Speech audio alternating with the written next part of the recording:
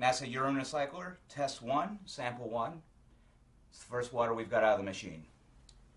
This will allow astronauts to recycle their urine and sweat into beautiful, clean, clear drinking water. First sample, transparency, subpar.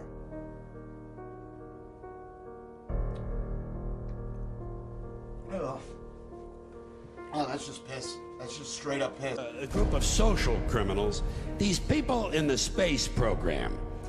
Nassholes, I call them. You're the one who said you walked on the moon when you didn't.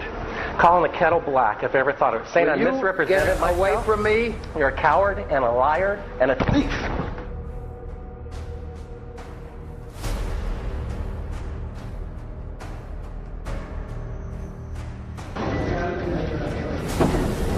You want me to knock you in the head?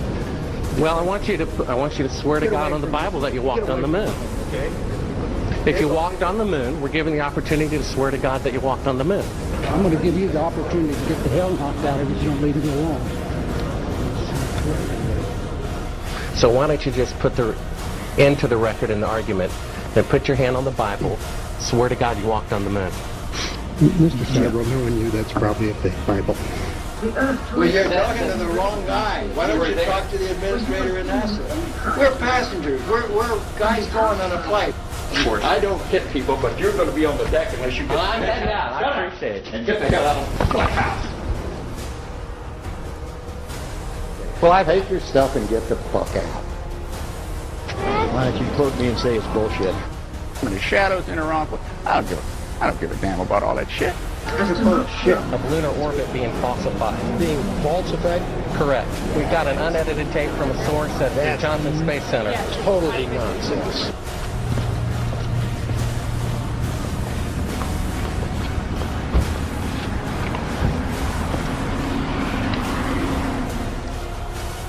Mr. Seibel, you do not deserve answers.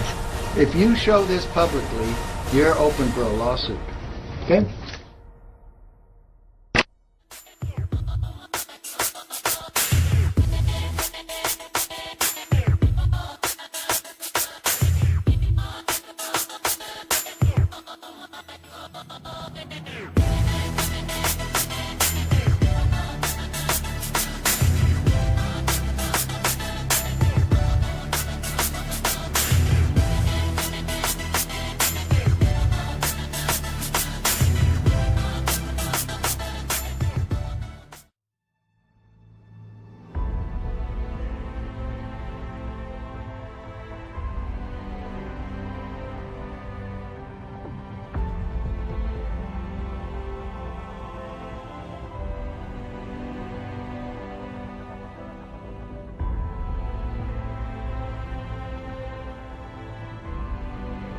You search images of Earth from space, you're gonna see that image.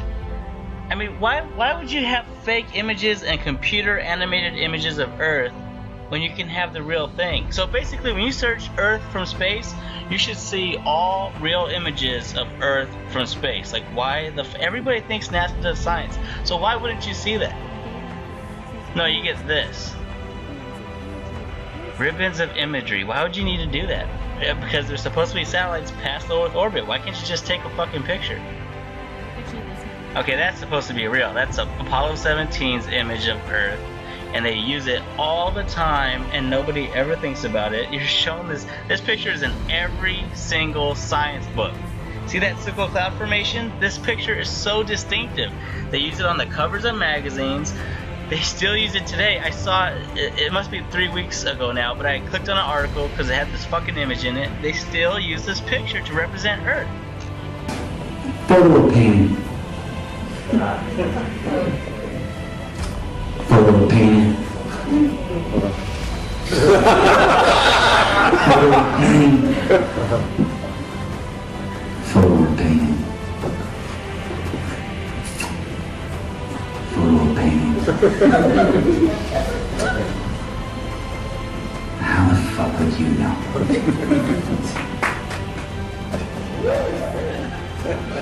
That's an official photo from NASA. But plus, how many people think that's a photo? But well, so many people think this is bullshit. Oh, this is Pupa Pipia. This is a distant planet of Venus. As you can see here, you can see all the crater textures on my shirt.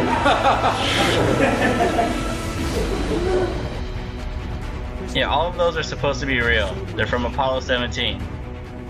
So basically, when you search images of Earth from space and you want to see a real picture, you're going to see that, and you're going to see other pictures from Apollo. How long ago were the Apollo missions? And then you go to recent shit, like, what's it called? The Blue Marble 2012? It's a fucking composite. It's not a real picture. And they admit it. They tell you it's a composite. Simmons' job is... It's primarily taking data and making pictures out of it. That's what this is. A composite of data sets from several different instruments translated into a picture. So she said composite. Now, when you search images of Earth from space, even though everybody thinks NASA does science, they're on the cutting edge of science, they're exploring the solar system. When you search images of Earth from space, you should see real pictures of Earth from space. And you're not going to see that. You're going to see composite after composite. You could go to the Blue Marble series. You're going to see composite after composite. And they can't even make you at least 100 images of Earth from space. They don't even bother making 50 or 20. They don't care. They don't have to show you other images of the Earth. They just don't have to do it because nobody questions it. There it is. This picture is in every single science book. It is fake as fuck. And they keep using it because it is supposed to be real. Unlike their composites, which they don't use very often, they use this one. In between each orbit.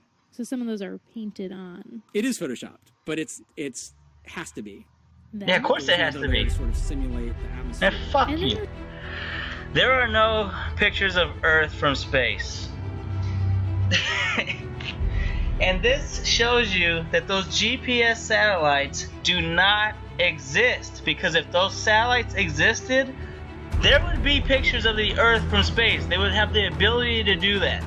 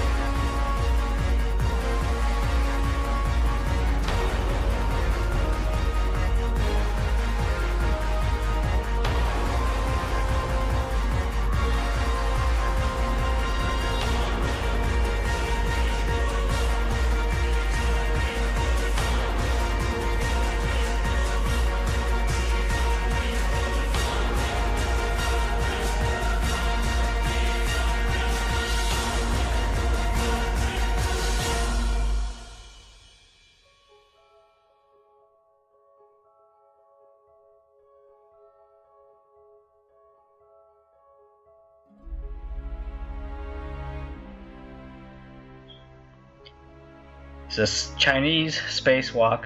A bubble rises in the pool. It's complete fraud. Here the helmet gets hit on the International Space Station and a bubble rises into the pool.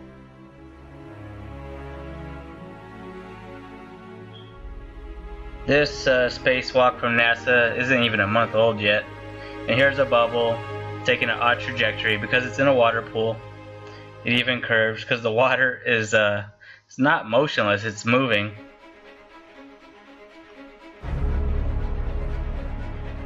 And here on the International Space Station, they once even got caught with a scuba tank in space. It's ridiculous that they get away with this shit. What's even more ridiculous about them filming spacewalks in a water pool, and spacewalks are impossible, is that the women for the hoax perm their hair. Here she's in front of a blue screen, and the background is not moving. The cable is completely still.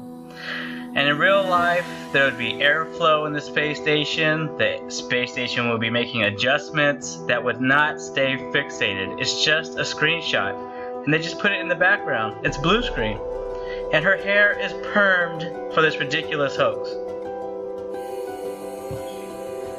This is a video that I made about the absurdity with their hairdos. They perm their hair. It's ridiculous. Their hair stays fixated. The public doesn't notice that their hair is permed. And yeah, the women are completely ridiculous on the space station. In 0G,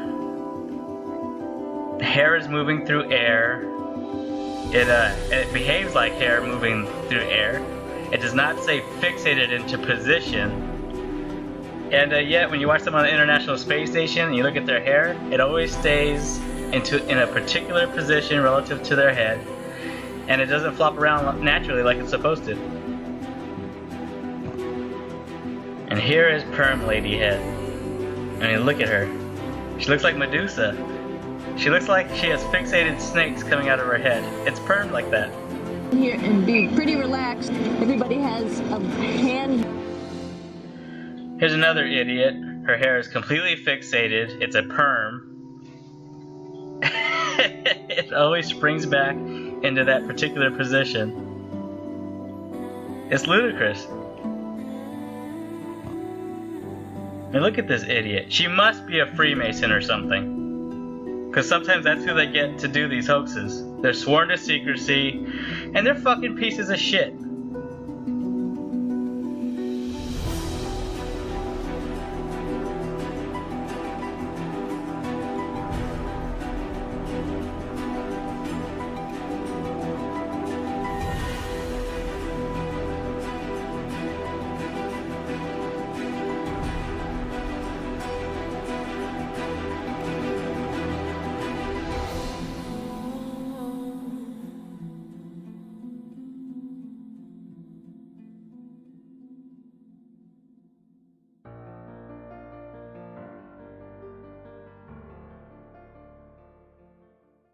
He was a national hero and was likely to be the first man to walk on the moon.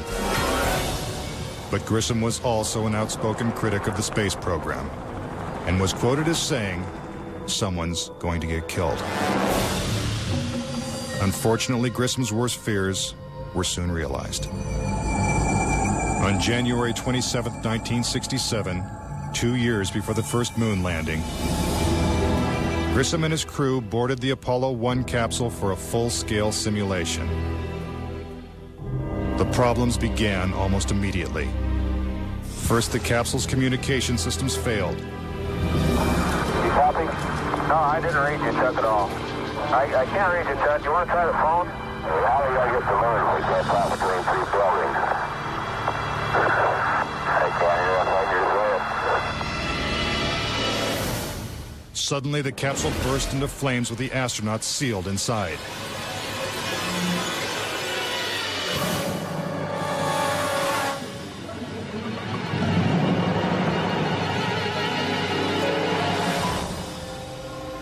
Tragically, Gus Grissom, Ed White, and Roger Chaffee lost their lives before ever leaving the launch pad.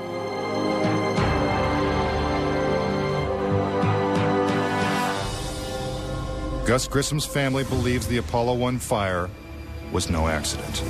I think it was intentionally sabotaged by someone. It's been a question in my mind, what was found in the accident investigation and how was that handled? Was the CIA involved or whoever?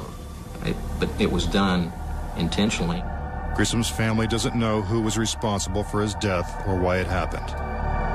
But they say NASA knows the truth. Gus gave his life for this program, and I feel like that it is up to NASA to come forward and give us a direct answer to what really happened. Were Gus Grissom and the Apollo 1 astronauts victims of a tragic accident? Or were they intentionally silenced because they knew too much? We may never know. The cause of the fire is still a mystery, and the capsule remains locked away at a military base. But Grissom wasn't the only Apollo critic to meet with a suspicious and untimely death. Thomas Ronald Barron was a safety inspector during Apollo 1's construction. After the fire, Barron testified before Congress that the Apollo program was in such disarray that the United States would never make it to the moon. He claimed his opinions made him a target. Has there been any pressure on you by NASA? Nothing. We were, my wife and I were somewhat harassed at home when the first thing broke some time back, but it's going away now. As part of his testimony, Barron submitted a 500-page report detailing his findings. There was a real fear that the program could be stopped dead in its tracks. Then exactly 1 week after he testified, Barron's car was struck by a train. Barron, his wife, and stepdaughter were killed instantly. I believe that Thomas Ronald Barron was murdered because he had the truth to tell about the Apollo project. Barron's report mysteriously disappeared, and to this day, it has never been found. Between 1964 and 1967, a total of 10 astronauts lost their lives in freak accidents. These deaths accounted for an astonishing 15% of NASA's astronaut corps. To keep something that's alive wrapped up and covered over, you've got to eliminate all the people that can talk about it. We now realize that perhaps the reason Neil Armstrong has never given an on-camera interview is because he doesn't want to lie anymore.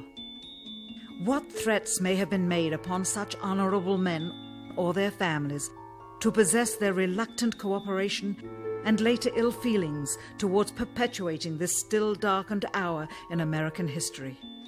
NASA's highest-ranking official, James Webb, resigned without explanation just days before the first Apollo mission. Why, when he was on the threshold of achieving the greatest accomplishment of his career? All 3 Apollo 11 astronauts also resigned shortly after their return. On the 25th anniversary of the event in 1994, Neil Armstrong made a rare public appearance and held back tears as he spoke these brief cryptic remarks before the next generation of taxpayers as they toured the White House. Today we have with us a group of students among America's best.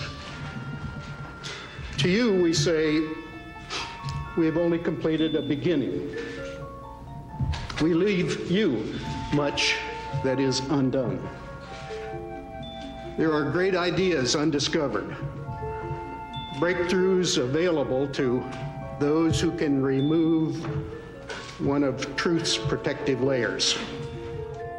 It is clear from these rarely seen color television pictures that the crew of Apollo 11 brought a high-resolution color video camera with them on their mission. Yet the only pictures broadcast live from the moon's surface were these from a low-definition black and white camera.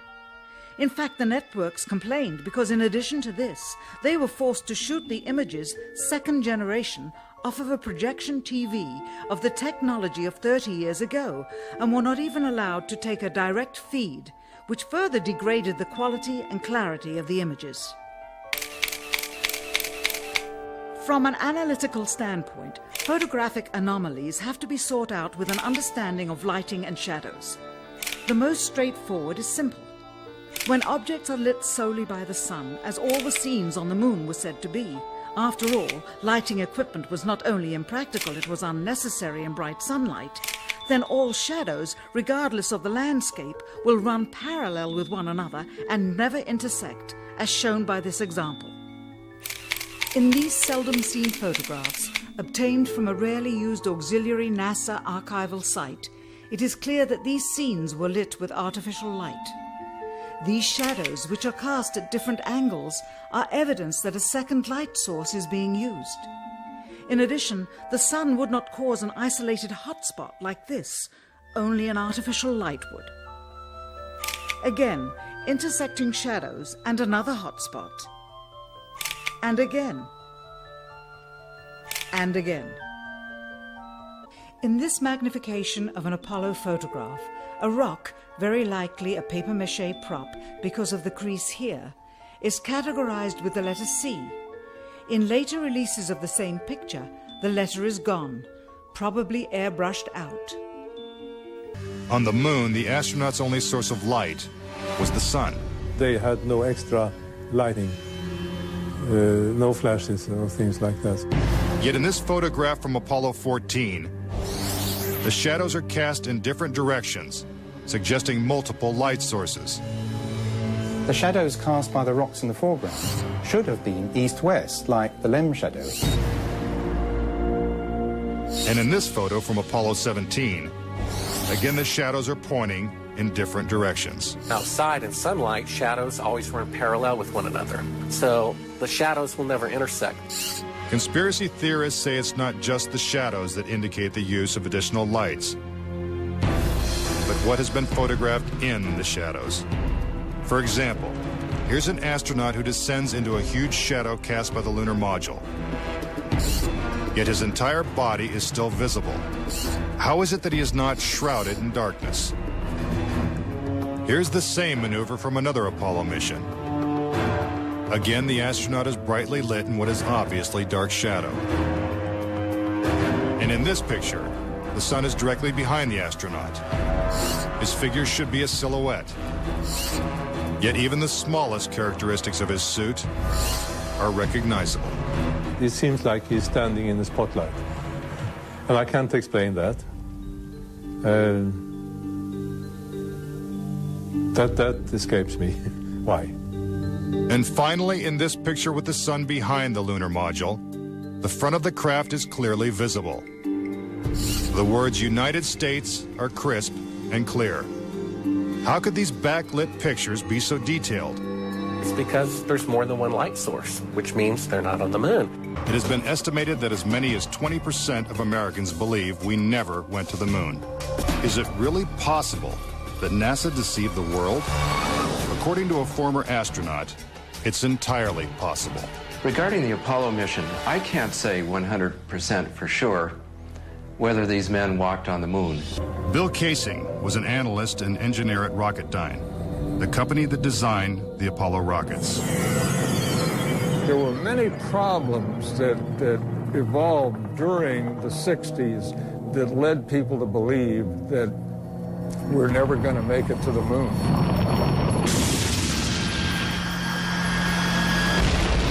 Casing observed that despite the clarity of deep space, the stars were missing from the black lunar sky. He saw the American flag waving, even though there is no air on the moon. And he discovered that there was no blast crater beneath the lunar lander, where its powerful rocket engine had fired.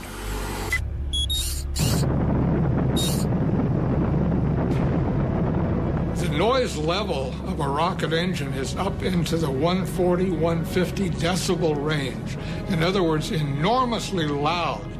How would it be possible to hear astronauts' voices against the background of a running rocket engine?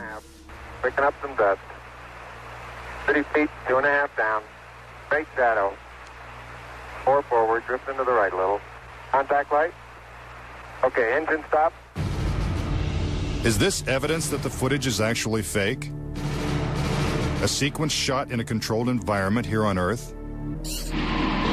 Just months before this historic landing, a prototype LEM was flight tested at Ellington Air Force Base. While NASA cameras record the test flight, Neil Armstrong struggles to control the unwieldy craft.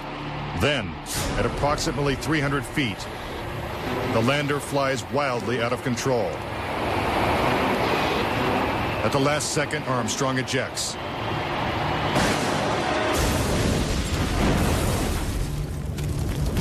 And floats to safety. If the lander was so unstable and difficult to fly in the controlled environment of Earth, then how could the LEM land 6 times flawlessly in the alien environment of the Moon?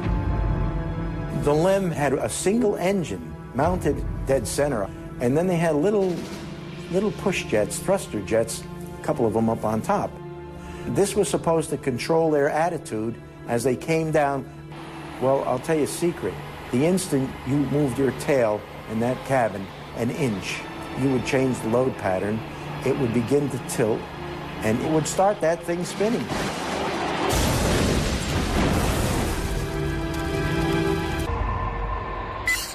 The fact that there's no blast crater under the LEM is one of the most conclusive pieces of evidence that I find supporting the hoax.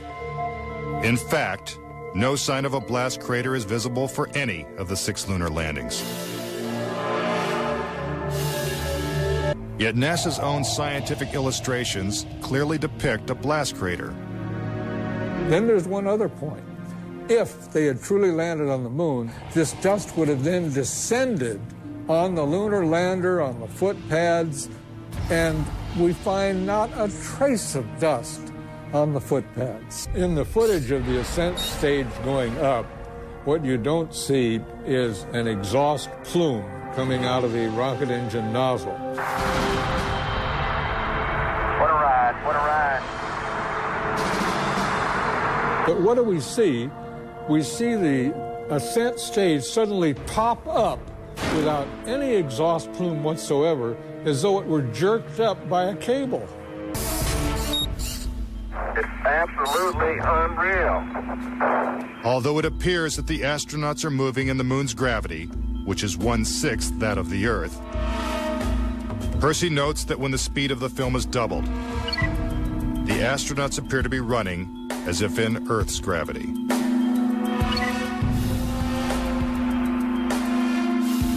Also, when the footage of the lunar rover is doubled in speed, it looks as if it's driving here on Earth.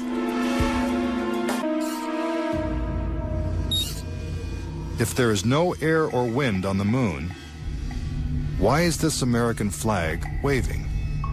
The fact that the flag flaps on the Moon where there's no atmosphere means that there must have been a little blast of wind out in Area 51 where they shot this.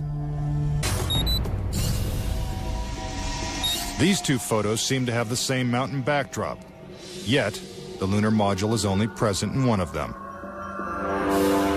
Seemingly impossible, since the LEM never moved and its base remained even after the mission. What a ride, what a ride. Some suggest the same artificial backdrop was used when shooting 2 entirely separate pictures. Background discrepancies are also apparent in the lunar video. The best evidence are some pictorial anomalies in the photographic record of the trip to the Moon. There is one for Apollo 16 where the same shot, the same hill, appears in 2 different days. This tape was shot on what was reported to be the first of Apollo 16's lunar excursions. But it couldn't pick a better spot. And this video was from the next day at a different location. That is the most beautiful sight. NASA claims the second location was 2.5 miles away. But when one video is superimposed over the other, the locations appear identical. For reference, crosshairs were permanently etched into the lunar cameras, so they would have to appear on top of every image. But in this photo, a crosshair is behind a part of the lunar rover. This situation is impossible and has to be the result of technical manipulation and doctoring of the image. And in this photo from Apollo 11, the equipment in the foreground is covering the crosshair, not behind it. And in another from Apollo 12, the American flag is covering one crosshair, and the astronaut is covering the other.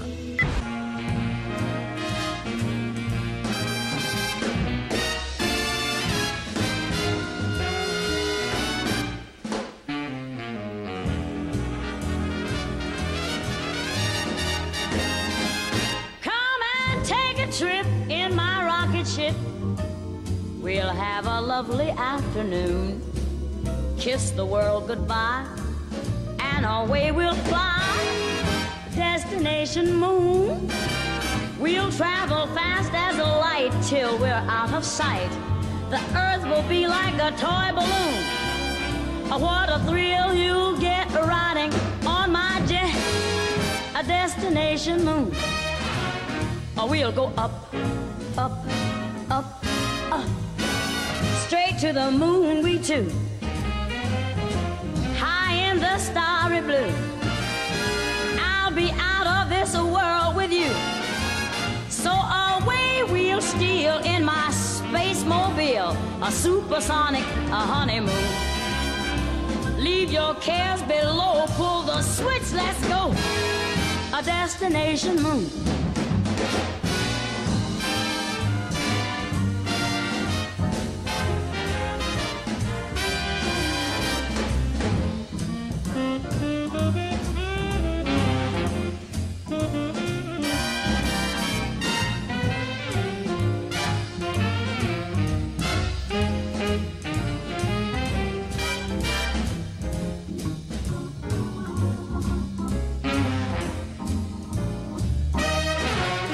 We'll go up, up, up, up, straight to the moon we two.